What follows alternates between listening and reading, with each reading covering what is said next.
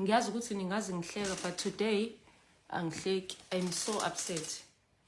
I'm upset to a point of tears. Yabo bafethu thina esebenza ngomphakathi esingenaxhaso lahulumeni, esingaxhaso umuntu, who try by all means ukuthi abantu abasha nezingane banakekeleke. Akukho easy guys, but we try our best. Into engicasulile namhlanje ngicasula ukuthi there are kids who have been struggling ukubuyela esikoleni ngenxa ama-uniform, ngenxa ye-stationery. Yabona lama video enziwa manje, lama trend ukuthi I'm gonna end a video with umuntu owangenza ukuthi you guys are creating that.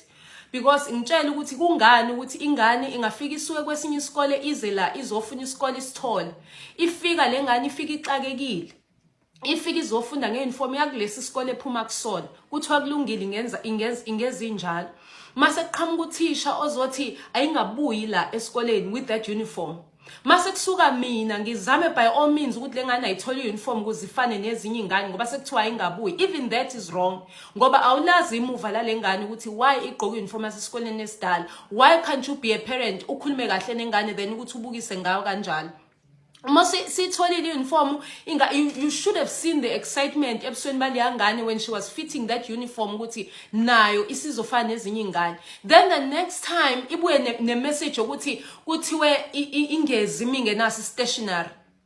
Is stationery that is supposed to be provided by government. Awukwazi ukusiprovide government stationery. Now the child must not come to school mingenasi stationery.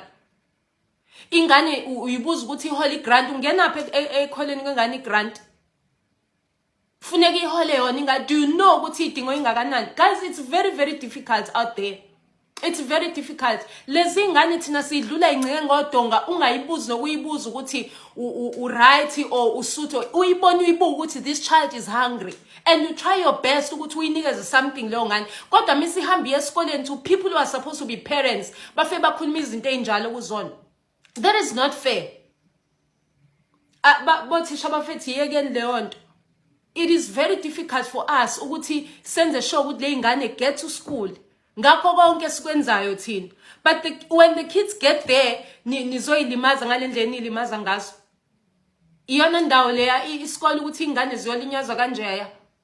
Aninayo indlela yokukhuluma ngengane. Why can't you be a parent and get it ingane stationery? Futhi I'm sure ukuthi abantu abakwazile ukuthola istationery sebebonakele manje ukuthi cha le ingane inazo. Kushuthi akusalanga ama exercise eninganikeza le ingane. Then ukuthi nizobuyisa ngeingane sayingabuye esikoleni, ingabuye esikoleni yephi? Why ungayithengeli wena ka ama exercise?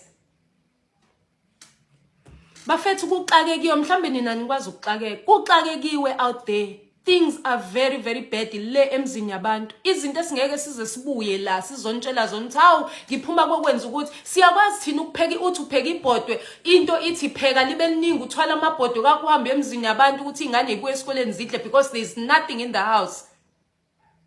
Because the very same schools ekufanele ngabe ziphekela ingane ukudla uphinde kuhambe nabo futhi labo thisha lokho kudla. Yo guys, no.